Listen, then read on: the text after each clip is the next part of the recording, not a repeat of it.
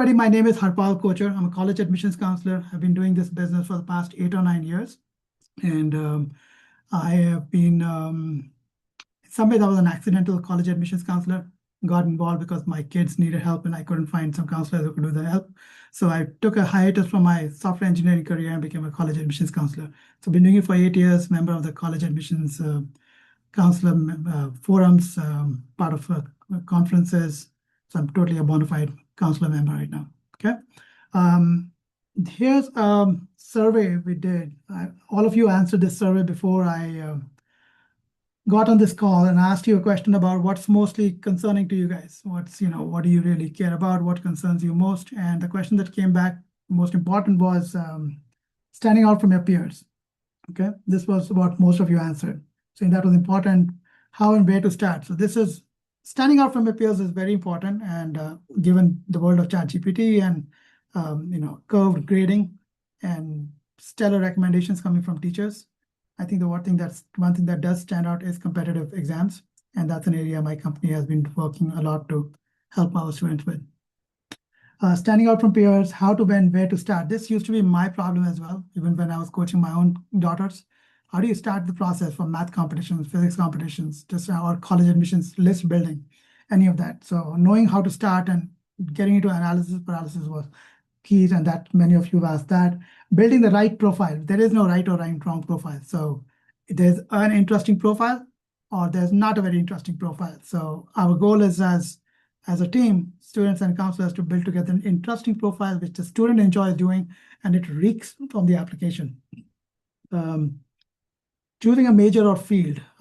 Competitive exams or college list building does not really help you to choose a major or field, but it can influence some other things. So for example, if you are considering a career in medicine or the USABO or even a chemistry Olympiad could help you. If you're thinking of doing physics, astrophysics, physical MA could help you build some of that perspectives. Finding the right fit for you out of all the exams, the different ones. Yes, we'll talk more about that. Balancing stress and prep. Yes, critical part of it. Many students go crazy trying to do these applications or these competitive exams, and they forget that most important is their GPA and basically staying out of trouble in school. Essays and colleges will talk about this.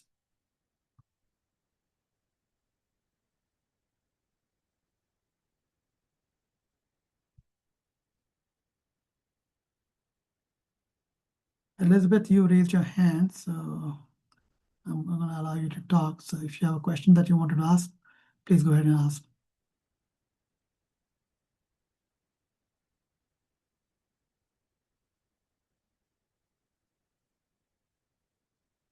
Hello. Hi. Hi, my name is Geeta. Will there be a recording of this webinar? Yeah, I will. Oh, that's a good question. Let me turn on the recording. That's a good point. Yeah, could you send that? Because I wanted my son to watch, and for some reason he's in a volunteer program. So it is being recorded already. So there is a recording going on. And yes, I will. I can send you when I do a follow-up, I can send the details of the recording as well. Okay. Okay, thank you so much. So the second thing I wanted to bring together is, there are 6. This is a very old slide, that's why it's kind of blurry, but it still holds today, which is a holistic package to planning colleges. These are 6 components that colleges look for in an application.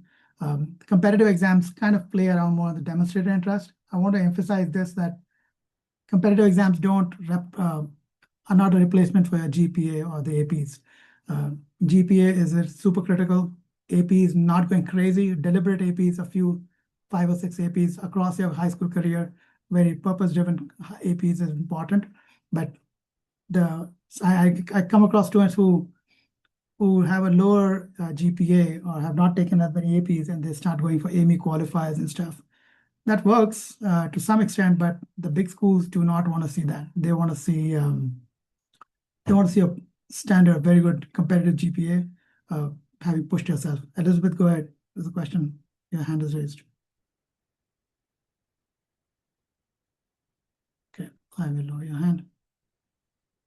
So if you raise your hand, guys, I will ask you to speak, or you can just unmute and speak. Okay. Ultimately, a professor, and the admissions officer, who's typically a history or English professor or school teacher, or not a teacher, typically a student, some 28-year-old, somebody with history major, English major, those are your admissions officers for the most part, 31, 32-year-olds, okay? What they're trying to figure out is this: how do you make me feel, me as the admissions officer, feel about you as a person? The AMEs, AMCs, the USABOs, chemistry olympiads can help you stand out amongst your peers, but that's when there's a tie. It's not something which you can use as a replacement for trying to compensate for other things. Here's a little bit about myself, background-wise. I am an IECA member, which is the Independent Education Counselors Association member, so bona fide member. I'm also a certified education professional, certified in college admissions counseling from various universities. I'm based in Fremont, California. My background is that of a software engineer. Then I gave it up, and this is all I do full-time now, okay? My company is called Success Coach, and we provide these 7 services. These are the core services, which is test prep, STEM tutoring, early admissions planning, competitive testing, extracurriculars planning around the extracurriculars that matter, debate, mock trial, and model UN, mentor-led guided research, and then summer research applications. So a lot of times families will hire us just to be able to apply to good summer applications, or to help them with competitive exams, or just with SAT, ACT prep, and many of them want to do early college admissions planning as well. Okay? This is some of the results that my students have gotten. 91% of my students, close to 92%, will get into the top 50 schools measured by US News. 66% of them will get into the top 30 schools. 16.4% will get into the Ivies and elite schools. And 41% of them of my students will get onto a UC campus, the top 6 campuses. I'm not talking about the bottom 3, but the top 6 campuses. Okay? And this is data from 24 to 26, fiscally FY 24, 25, and 26. I do webinars once a month. This is the quality of webinars I do. Sometimes I talk about STEM research, which is what I'm doing today. I did one session on just core college admissions planning last month. So typically once a month I do this session, and it's advertised on my Instagram handle, and my YouTube handle, my LinkedIn profile. So try to follow me and my team on those places. I'll send out the details of it, but I plan to do many of these seminars for the next 6 months. Once a month we'll do this. Same time, Sundays, 4 p.m. So go to the Success Coach website, and the webinars, you'll see when the next one is being held, but that's typically once a month. Here's how you can get in touch with me. If you want to schedule some time with me, you can either scan this barcode here, or let me put this in the chat here. If you want to put some time on my calendar to have a more detailed conversation.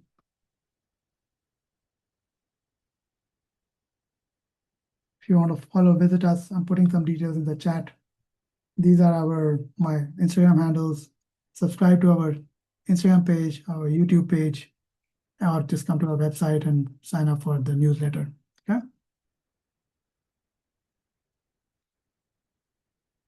Okay, so now let's go into topics, important topics. Please do ask questions throughout, because I feed off of an energy that comes in the questions here. So that is important to me. And for me to be energetic, to know that my audience is actually listening. So raise hand, ask questions throughout the session. This is all for you.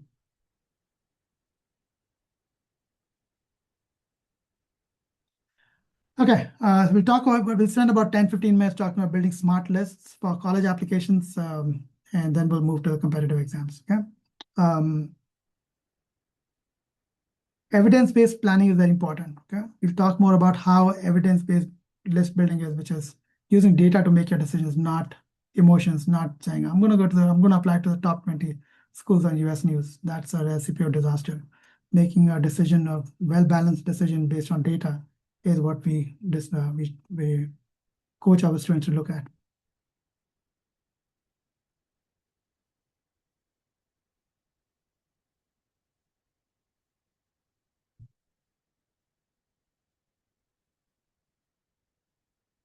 So a college list is a way to provide a pragmatic list, which is not shooting too low and not shooting too high. often I see students applying shooting too high, which is the list of programs, the colleges they're applying to are typically the top 10, and they sometimes don't even know where the school is. Or they're like, I'll handle the cold. It's okay, no, it's in the middle of nowhere. I'll do it as long as it's a good, reputable school and I can talk about, show off about it. Okay. And then on the other hand, I see students who really lowball themselves, apply to some very, very conservative schools, don't go for the stars. The truth is you want to be somewhere in between. Apply to 2 or 3 schools which are beyond your reach. Try hard for those early decision, early action in those schools. But majority of the schools you apply to, the targets and the reaches should be pragmatic, should be schools which you will want to go to if you get admitted to them. You have a chance to apply to 20 Common App schools and UCs and CSUs, which is typically my audience which is applying.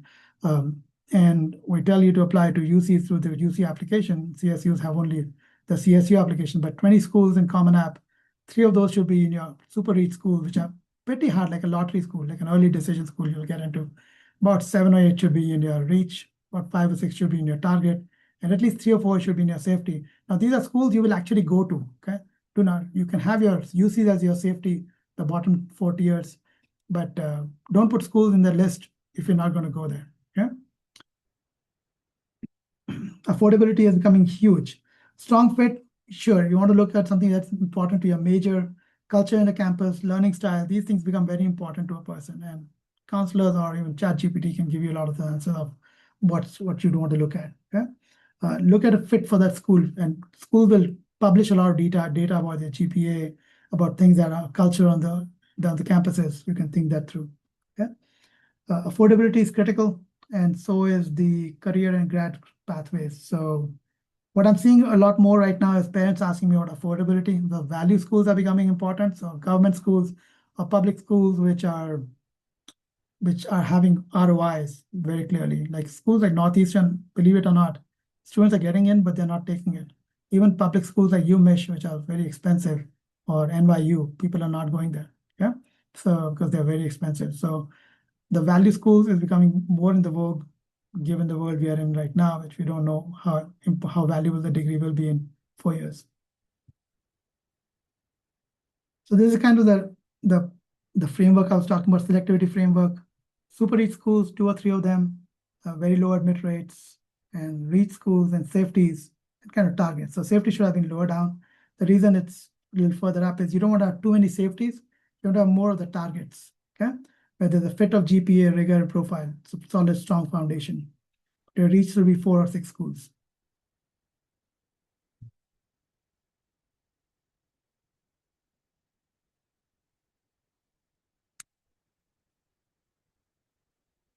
So an evidence-based list building takes into account acceptance rates, which most people just look at that. If they see an acceptance rate of like 45, 50%, students will not apply to those schools, which is very sad. You know, you don't make that decision based on just acceptance rates. Academic profile, career outcomes become very critical. The one I ask people to look at is cost and merit aid. Schools which give you good merit scholarships, and I excel in that area to find good schools which give very good scholarships. Program strength, like honors programs in the schools, access to faculty, the ratio of faculty to student ratios, and that can be very critical. Location and proximity, how far is it from home, travel logistics, how quickly can your parents get to you, how quickly can you get to them.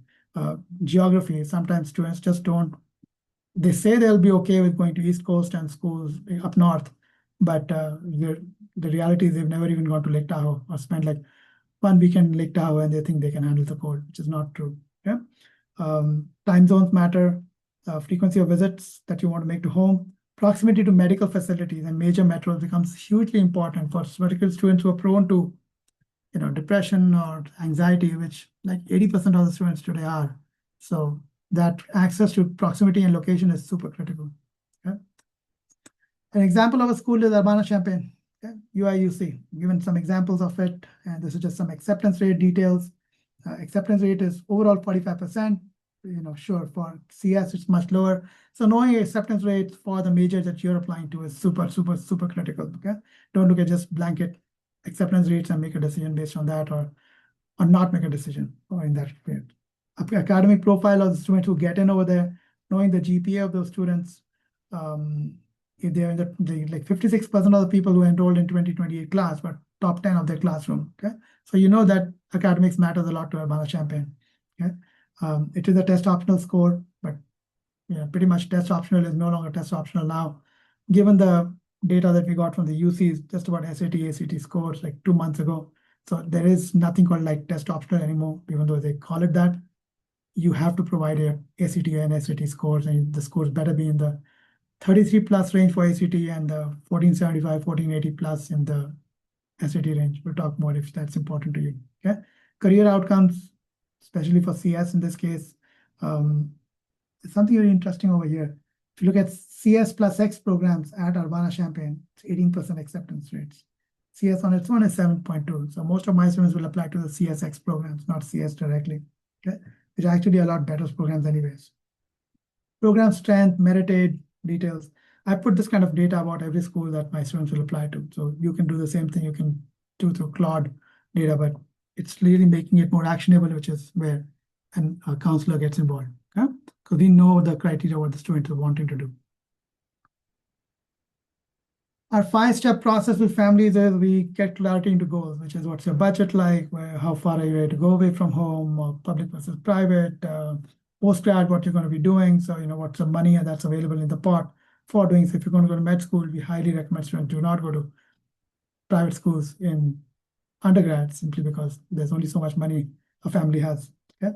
But if you have unlimited money, then great. Setting academic ranges, knowing what profile, which academic range you would fall into, having a long list of 30 to 40 schools where we start from like 60 schools, we bring it down to 35, 40 by junior year, and before start of senior year and summer, we get it down to 20 schools. Okay, but yeah, we narrow it down to 18, 25, and then align with the application plan later.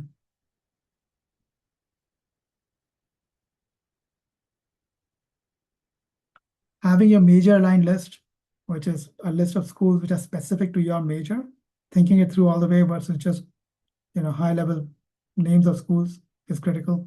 And the generic list either will overshoot or undershoot, like in the case of CS programs.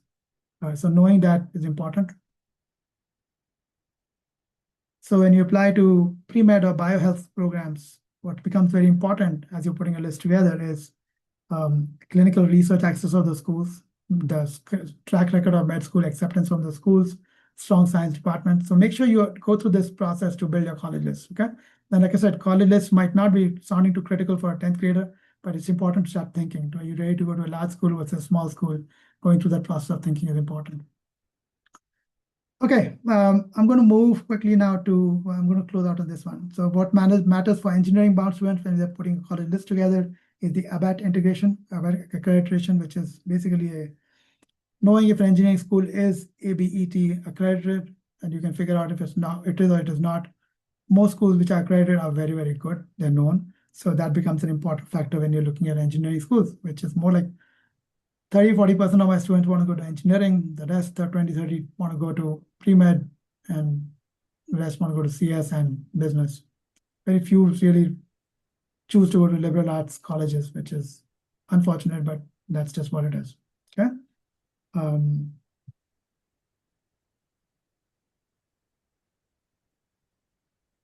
What matters for business marketing econ, similar concepts, career access and recruiting, how you would build that list together for that, but it's easy stuff to understand. Okay, I'm going to move now to STEM competitions. Sorry. Give me a second, guys.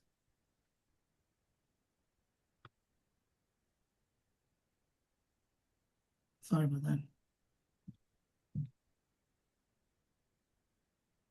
Okay. Okay, we're going to talk about competitive tests, STEM competitions, and applying to competitive exams for STEM competitions now. Majority of my students apply to AMC or USACO or basically computer science olympiads and math competitions. Some do apply to chemistry, biology, and very few apply to physics competitions. I'm here to tell you that one is not better than the other. Some are more convenient, but make that call based on who you are as a person. If you feel good about physics, go into F = MA, try to go to physics olympiad. You'll be surprised how quickly you can get really good at it. I have mentors on my team who can help you with planning that as well.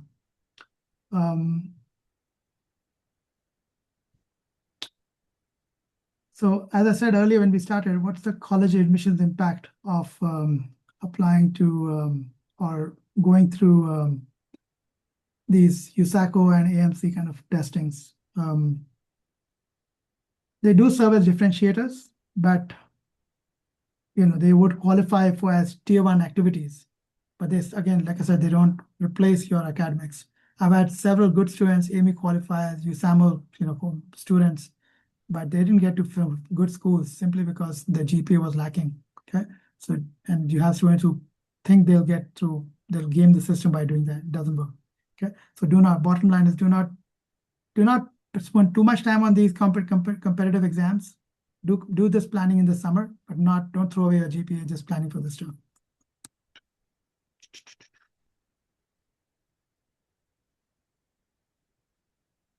So some obviously see this as a gold ticket to elite competitive schools. And yes, if you look at MIT's role, or you look at John Hopkins schools, all school students do have this, but they also have 4.0 GPAs, and they have very good extracurriculars, and they've done more things to showcase their rigor, but it's not one or the other.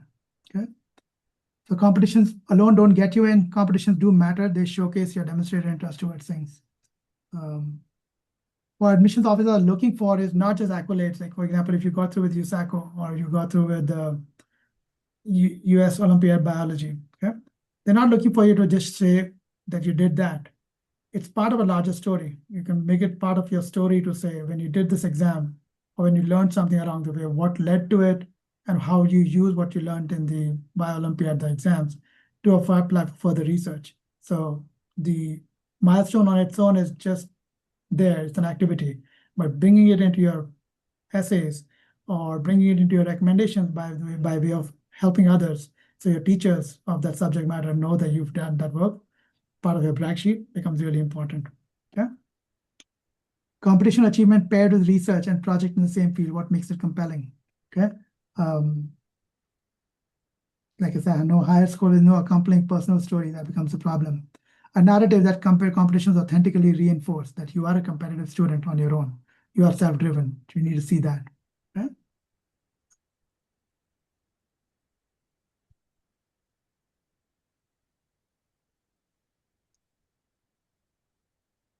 So math competitions are thing which a lot of students really care about.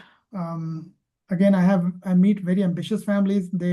I start taking students from 8th grade onwards, and there are families who will come and talk about they want to apply for USAMO, which is a math Olympiad, and they start planning academics according to that. And I'm telling you that could be sometimes a mistake, because students go through a lot of anxiety in schools. So what's very important is understanding that these things are to be made a part of the larger structure for the student, not thought of as, oh my God, we have to do this. If we don't do it, it's going to be a problem. Yeah. There's a question. Okay. What is the average GPA? Thank you, Deepa. Said, what is the average GPA last year that was needed to get into the top UCs? So how is this different from the rest of US universities? Average GPA last year for the UCs, UCLA, so there's a UC GPA, which is different from the typical grade, weighted, unweighted. But typically, if you have more like a 3.9 unweighted and 4.2, 4.3 weighted, that's typically what schools are looking at, like the top universities. But they also look at what's called as the UC GPA, which is basically a combination of your 11th and 10th grade and 11th grade, and what subjects you took in the some are leading to 10, some are leading to 11, some are leading to 12. So basically they look at 5 terms and they come up with a UC GPA. That's documented how they look at that. But that UC GPA should also be in the 4.3 ranges or 4.2 ranges, 4.2 to 4.3 ranges to be very competitive. Happy to tell you guys more about this later. Pramod asked the question, what about the GPA requirement for South Asian profiles? Well, there is the top of the line GPA requirement is for the South Asian profiles. There's no as such profiling that happens where we hear talks about this at Harvard and other places, but yes, they do look at the profile factor, but honestly, please don't stress yourself over saying, oh, because it's South Asian, we need to get even higher. You're not doing yourself a favor by going through so much stress. It's just killing the students. So stay focused on making the students do well at what they can do. Don't try to up the game. It's already hard enough for the kids to deal with. So sorry, my point of view is kind of, I see my students going through so much stress on a day-by-day basis. If you add more over there, that just is a problem. So AMC 10 becomes important. So my 8th and 9th graders typically shoot for, they've done RSM or they've done some ways to know enough geometry and trig where they can do AMC 10. Some of those students will actually go to USAJMO. Okay? AMC 12 students who are more like in the 11th graders, they tend to go for USAMO, AMI qualifier USAMO. Okay, so there's no right or wrong about it. You can just start sooner when you start with the AMC 10, and you have the option to go to GMO after that, or you can go through the USAMO route. USAMO is typically more, it's a harder exam, it's much more credible. So sometimes students will say, I'll just do GMO and be done. But we'll talk about the structure in this process, which is now how do you plan for each of these exams. But here you've got some details about the 25 questions, 75-minute multiple choice, math questions. Even if you've done just AMC 10 or done AMC 12 and not had an AMI qualifier or a USAMO, that already is ahead of the competition. Most students don't do even that. You'll be surprised how few students actually apply to some of these competitions. Okay, so if you qualify from AMC 10 or AMC 12, if you get the qualifier score, you do get what's called as an invitation for the AMI. And so top achievers in AMC 10 and AMC 12 will get called for, so 2.5% will go and top 5% of AMC 12 will get called for AMI. It's more challenging, but like I said, stay in the game. Things work out. Don't get too stressed about this thing. That's AMI. And then there's USAMO. So you can do either JMO or USAMO, which is Math Olympiad all the way to the top level. Okay, so there are only 200 qualifiers. Again, don't let the numbers deter you. Just stay focused, stay on the game, things work out. Okay.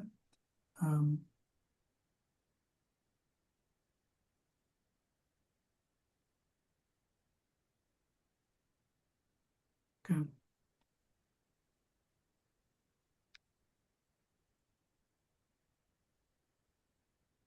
JMO is what some of my students apply for JMO. It's kind of a choice they make, the choice between USACO or not USACO, USAMO, or they go for JMO. And here's how the JMO plays out. There's no good or bad. Some schools will tell you they will consider USAMO to be more competitive. Question is, it's also much harder to get to that level. So it's kind of a hedge strategy. You might want to go for USAJMO if you started working on this early, or you might hold off and consider doing the USAMO. I've also had students who try to double dip. They'll do JMO 1 year and they'll do USACO next year. Yeah. One of the students is talking about anonymous attendee says, I got a 100.3 on AMC 10 last year, but did not qualify. I will try again. Do you think it's useful for summer program applications? How I should structure it in the application? I don't think the AMC scores are as important for summer program applications, because summer program applications mostly rely on, I mean, it does show well, no doubts, but summer program applications are not looking for, they're looking for students who are research oriented, and they're just trying to, like, professors are looking at those grades. They're not looking at, they're not commercial or they're not like professional admissions officers that are looking at summer program applications. That's where it helps to just get rigor and your stories and your recommendations in order. But yeah, if you're getting into a good summer program application, this should not be a precursor for that. Unless you're applying to the math cluster and Cosmos. Sure, in that case, if you have an AMC score, that'll help. Okay. So yeah, keep throwing questions in the Q&A chat and I can keep answering. This is JMO. Not too many of my students do JMO though. I have had students try, but USAMO AMI is already hard enough. So just doing that is bad and good enough. What should a grade 9 target AMC? Start with AMC A. B is more like a 10th grade thing I see them doing, but we can talk more later. But I can have one of my experts get on a call with you at some point. We can talk about which AMC matters. And I have the whole details of the curriculum, which works more for the student. We can talk about it.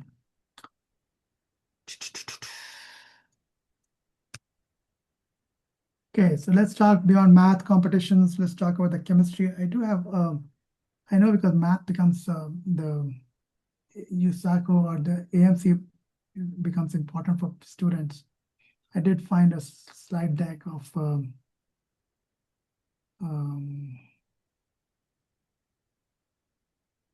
don't know if this helps you, but the journey that students will take, depending on what they've done. So if they're doing pre-calc in the 10th grade, and this is kind of the structure they will go through. But the whole idea of the calculus actually doesn't matter towards these exams.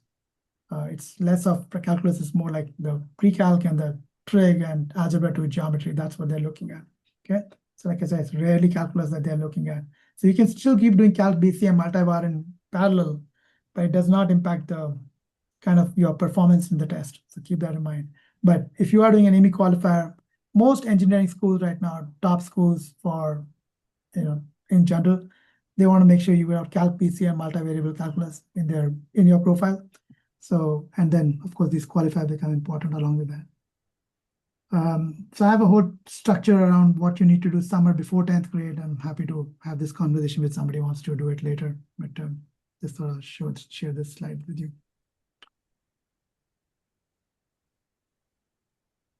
Okay, now let's talk about the chemistry Olympiad. Now I've had, over the years, I've had like hundreds of students, but I've had students do chemistry Olympiad too. None of my students made it through chemistry Olympiad. They've done great with USACO, they've done great with AMC, but chemistry Olympiad is hard. Okay, it's not too many students apply for it anyways, but keep that in mind. But this could be important to you. Thousands of students will participate. They've taken local competitions.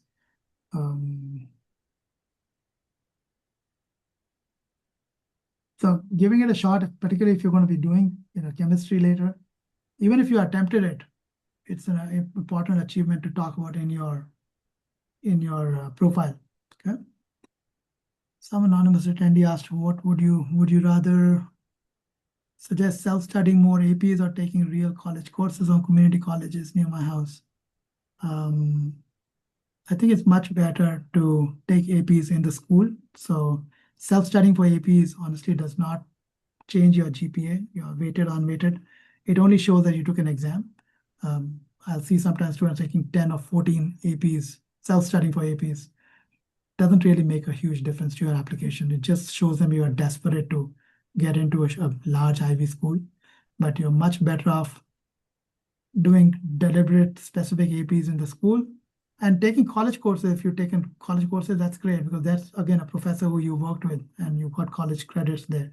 That's a better bang for your buck. But in rating, I would say to your APs, don't focus as much on self-studies, focus more on the APs in the school or online. Okay, so that's an important one. You can take online APs, the entire course, not have to, so you get a transcript for that. That's so much better than self-studying for APs. Okay.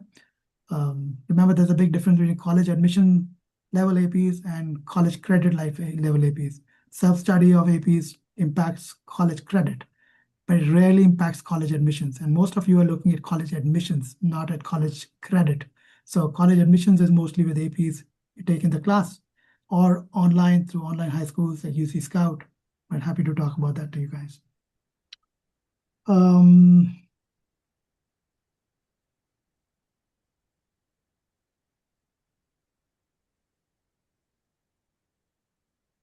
Do you plan to have a webinar on APs specifically for FUSD? Yeah, I mean, I'm happy to. You can do a call with me or whoever this caller is. I can talk to you about the APs, but maybe I'll do something which is limited AP options. It's understandable. That's it's a fair concern. 9th and 10th grades have very limited APs, but students will take online APs outside, not self-study, but they'll take other APs outside, which we plan as part of a 4-year plan, not just throw APs at the student. Okay. Chemistry Olympiads are looking at AP Chem. Okay, so if you've done AP Chem in 10th grade, AP Chem Olympiad, makes sense in the 11th grade. If you're taking AP Chem in the 11th grade, I've had students even apply for Chem Olympiad with that, where they did AP Chem. They self-studied for AP Chem over the summer before the 11th. So even though they were taking AP Chem in school, they had enough credentials to be able to give the Chemistry Olympiad in the 11th grade. Okay. This is just some areas to master, specific areas within Chemistry Olympiad. Some details of the preparation time you need to prepare for Chemistry Olympiad. It says we start building the foundation 1 or 2 years. So, this is literally, I wish my own daughters were back in high school right now. I would have had them in 8th grade, 9th grade, start thinking about competitive exams, not APs in school, more competitive exams, and prepare them. Then that would have prepared them better for the APs. Okay. Somebody asked a question, can you take AP courses in something like SVHS online? Yes, that's a good place. BYU is another good place. UC Scout is another good place. Let's move beyond Chem Olympiad to Bio Olympiad. Bio Olympiad, I've had students go through it. Even this one, success rate is hard. But again, as long as you're studying for it and you give the exam, you can still talk about that in your application. That's an activity you work towards. This has preparation for this Bio Olympiad is, it's not too bad, the 50 minutes online, the open exam. So at least give the open exam for this, areas to master are fairly generic. AP Bio, if you've got AP Bio figured out, maybe in 10th grade, you self-study for AP Bio, okay? Or you did through UC Scout in addition to Chem honors. You could do Bio Olympiad in 11th, should not be too hard, okay?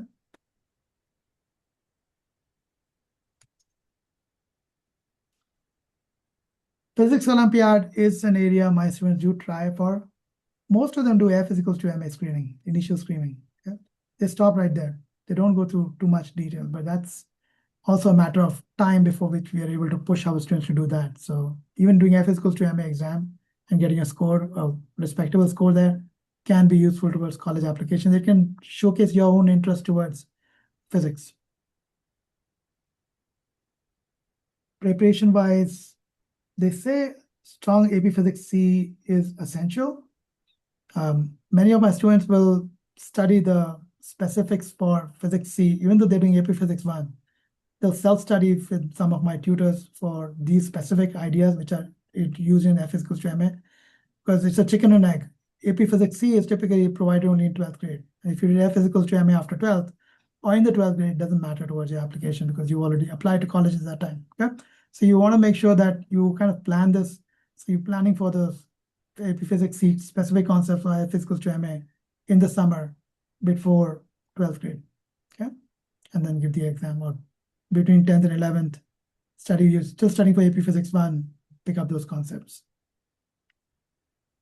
Content areas are, again, fairly AP Physics C oriented.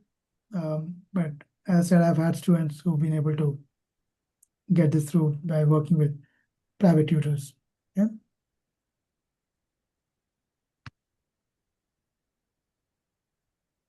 I've not seen too many students do these STEM or science Olympiads. Like every year, I have like 2-3 students will go for a science Olympiad competition, like the Alameda County Fair or some county fair competition.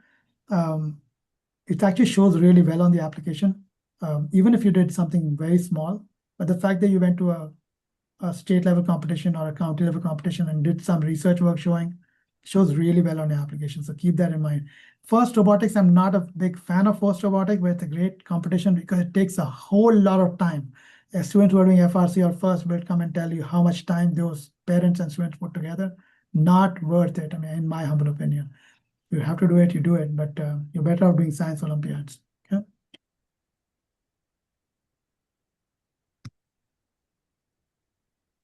I've had a student talk about Cyber Patriot as a specialized competition. I've also had students talk about the International Earth Science Olympiad. This one is unique, particularly if you're doing environmental sciences and terrestrial astronomy.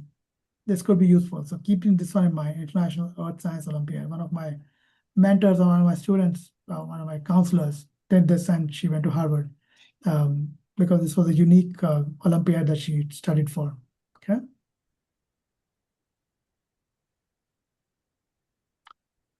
Kavish is saying I've qualified for ISF, something which, yes, ISF is actually very useful, Kavish. I just didn't talk much about it because honestly, I don't know too much about it because students don't apply for it. Most students will go USACO and more like AMCs, but I hear ISF is also very useful. So you're in good shape. Make sure ISF should not be the ending point.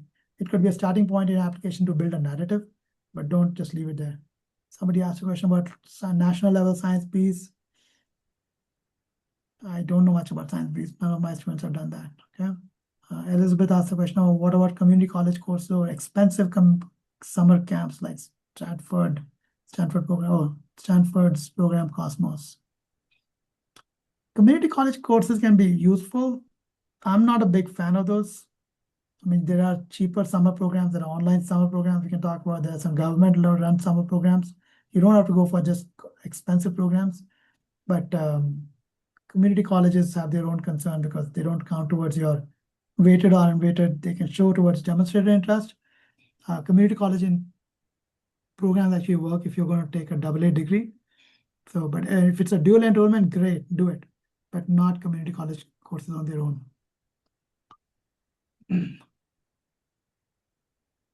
So best practice for success. I know I had something for USACO as well. Where is that going?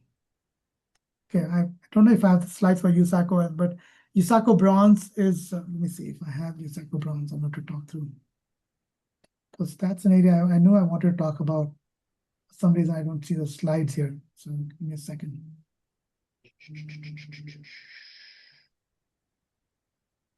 Huh. Pretty sure I put USACO in here. So I'll talk about USACO. So if you have done AP Computer Science Principles and AP Computer Science A, or you just know good amount of Java, you could take USACO bronze fairly quickly, okay? But without knowing enough fundamentals of Computer Science A, which you could self-study, or you could take it at UC Scout in the 9th grade, 10th grade, do not apply for USACO bronze. Very hard to clear USACO bronze without that, okay? Once you clear USACO bronze, by say you did AP CSA in the 9th grade, USACO bronze later in the same year, or you did CSP and attempted CS, USACO bronze, you failed at it, that's fine.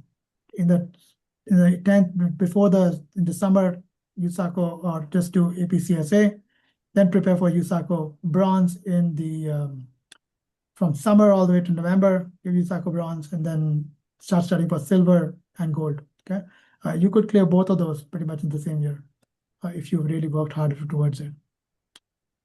The USAMO preparation pretty much starts in the 9th grade. You can't start planning also on 10th grade. Just because you missed the bus doesn't mean you've really missed the bus. There are other ways to make up for that. I'm happy to tell you guys more about it. But mentorship and balance is super critical, okay, for these competitive exams. Do not just go for these exams on your own, like self-studying for these exams. Having a mentor is very, very, very critical. So my own counselors are mentors to the students. They help you stay in check. They keep you level-headed. Half the time we'll actually reject a student wanting to give a competitive exam because we think they're not fully qualified. We might tell them to hold off and wait for another few days or few months before they apply for the competition. And that saves them a lot of frustration down the line. Students who we think are very good for the subjects that they're applying for competitive exams, we put a plan together. We meet with them every week or every other week. We put a 6-month plan, what all the need to be done every month. That's agency of support is what my mentors and my counselors can provide to students. And that's why a lot of this is unfortunately something which you need good mentors and counselors for, okay?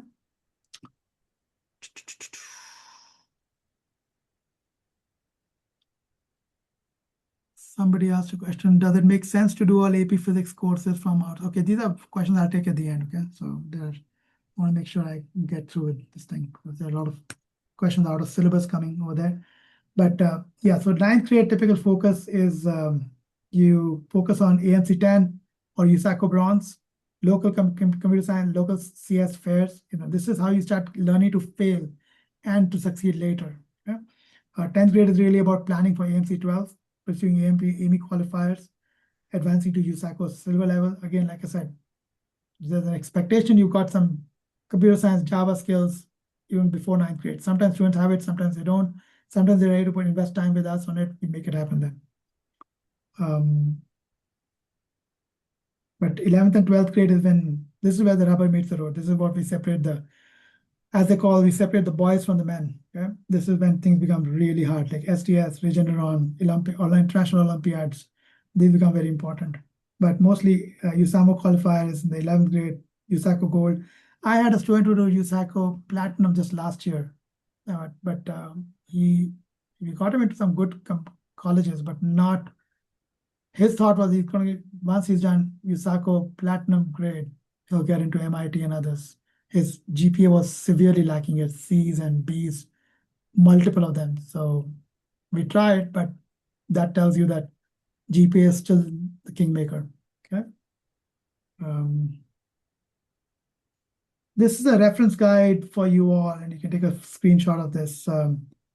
When you can start, what's the, like USACO has impact is very high on college admissions counseling. I'm sorry, I didn't talk much about USACO. I thought I had slides for that, but it seems like I think they got deleted or something happened. But USACO computer science Olympiad is very, very high, especially if you reach gold and platinum. Again, don't get discouraged if you're not there. Even USACO bronze, less than 1% of the students will actually get to that point. Okay, because it's just the agency problem. Students don't apply them, so they keep thinking, I'll self-study for APs, or I'll take 15 APs and do stuff like I'll do self-study and online versus doing some of these things, which are also very important. Okay, so it's all about balancing. AMC does have a value, math competitions. It's moderate to high. Unless you've done AME qualified, it doesn't really move the dial. Okay. The USAMO, GMO, very high levels. Okay? AME, very high again. It's high and very high. See this thing. USACO is high, okay, or USACO Chemistry Olympiad, USNCO, it's definitely high. It's hard though to get Chemistry Olympiad just simply because AP Chem is taught so late in the year. If you work with a private tutor, somebody on my team to do it, you can do it sooner and make it more pragmatic. But especially for pre-med students, these both USABO and this could be very useful. USABO is actually, for the effort involved, is actually more beneficial than even AP Chem, okay, or the USNCO. Math, physics Olympiad, very important. But again, if you've got Calc BC and Physics C figured out, you're already in pretty good shape. If you've taken a physics astronomy course in community college, you already crossed the boat already, okay? I don't know much about these Regeneron programs and Regeneron international programs, but they claim to be very high tier 1 programs, okay? So keep that in mind. But again, I'm keeping this meeting for people who don't know much about competitions at all. So, and then FRC is moderate to high. See, this is an area you spend so much time on FRC, but moderate to high. It all depends because it's a team-based competition, not you alone. Science Olympiads are cute and good, but they show well for recommendations because typically you're working with a science teacher in the school to get it. That helps with your recommendations more than college admissions officer getting impressed by it. Yeah. Off on time. So these are some resources I use to get this data. Okay, so now let's answer your questions that have come in. Let me stop sharing my screen. You can ask questions, guys. You can share your screen. If you want to ask special video questions are fine as well. Unmute yourself. Let me see the questions that have come. I've got over 5 minutes over here on questions. Does it make sense to do all physics courses from outside, given they're offered late? Yeah, whoever this anonymous attendee is, AP Physics 1, AP Physics C outside. I mean, I'm a big proponent of that. Take the easier maths, computer science courses in school. Take physics honors there, but take the AP Physics C outside. Pramod had a question in experience. How should you choose which competitive exam to take if you can only do 1 or 2? Do you have any guidance based on career interest? Yes, Pramod. So put some time on my calendar. Happy to tell you more about it, but it's kind of a very hard to, like USACO and AMC tend to be baselines. Consider those. We can talk more later. Elizabeth asked about BrainB. I don't know what. I'm so sorry, Elizabeth. Never worked with BrainB.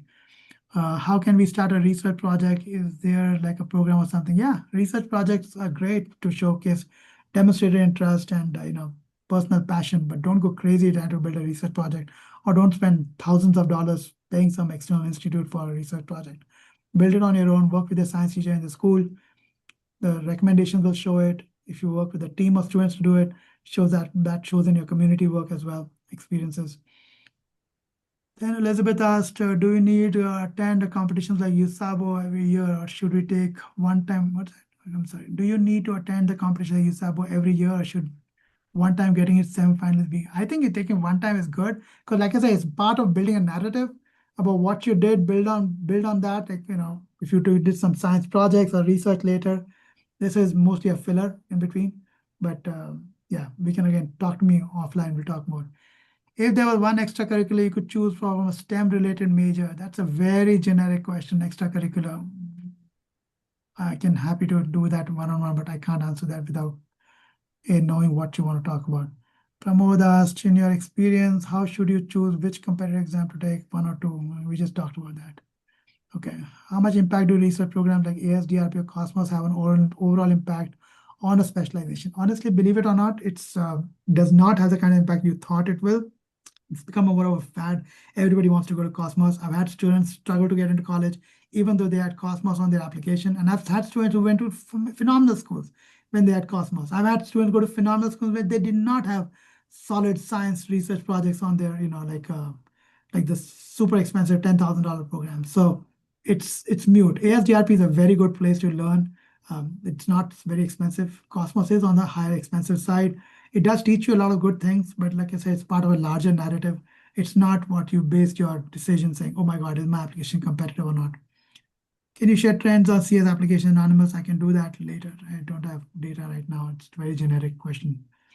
Can you share your view on extracurricular activities and what levels help? So there's a website called College Wine, which talks about level 1, level 2, level 3. I'm happy to do a session just on the extracurricular levels, what levels impact.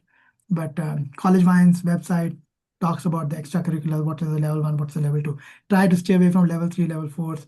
Try not to spend too much time on that. You will be surprised where you see FRC and robotics competitions on that, more like on level 3. Can you share college for electrical engineering for a computer science student? Anonymous attendee, please put time on my calendar. Share colleges for electrical engineering. UC is phenomenal for you. Santa Clara University has a very good engineering program for EE. You could look at a school like University of Southern California. That's another very good program. But UC is your best bet for electrical engineering. Deepa asked the question, what's the best option to prepare for AMC 10, 12? You can work with my team. We train students for that. You can self-study for it. It's not too hard as long as you have a whip cracked on the child to get it a certain amount done every month. I put an agenda, a plan together for all my students on a quarterly basis. That as long as they stick to the process, it works fine. Padma asked, my daughter wants to pursue law. Do your service help? Yes, we help for law as well, Padma. We can talk about that. I mean, put some time on my calendar. Happy to go about that.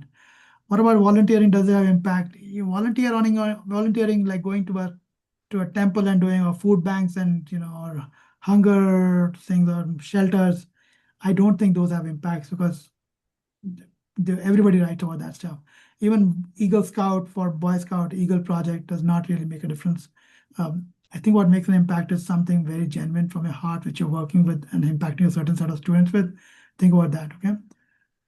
Sunil Chinoy asked, what's the most useful competition someone interested in mathematics? Go with AMC, AMC 10, AMC 12, Sunil. I'm happy to talk more about it, but USAMO is where you want to get to, okay? What's the best summer program in USA for engineering majors? Look at Cosmos. It's a great program. BU Rise is amazing. MIT RSI is phenomenal. I'll do a session on summer program planning in a couple of months. So I'll keep up with that on my website. I'm happy to tell you more about it. Put some time on my calendar. Or your email has come to me because you signed up through the webinar. So I can just respond to the. I can send you tell you when. So keep looking out for my email for this subject. Okay.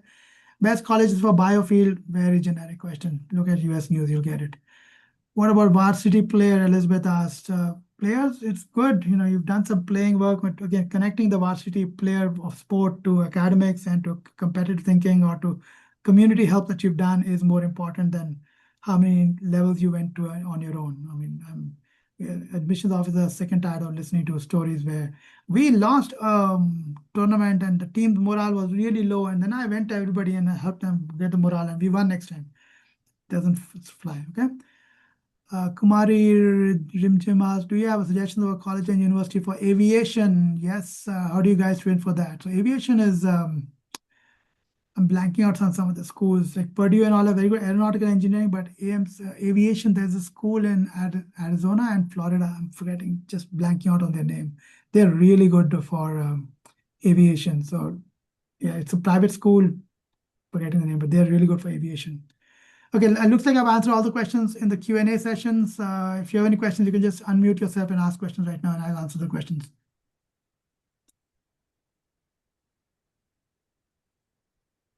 Any more questions, guys? You want to unmute yourself and ask? That's great. If not, then I'll keep going. Looks like I think I've answered all the questions. Thank you so much. You're a great audience. I had a good time talking to you all. Hopefully this was useful for you. Take care.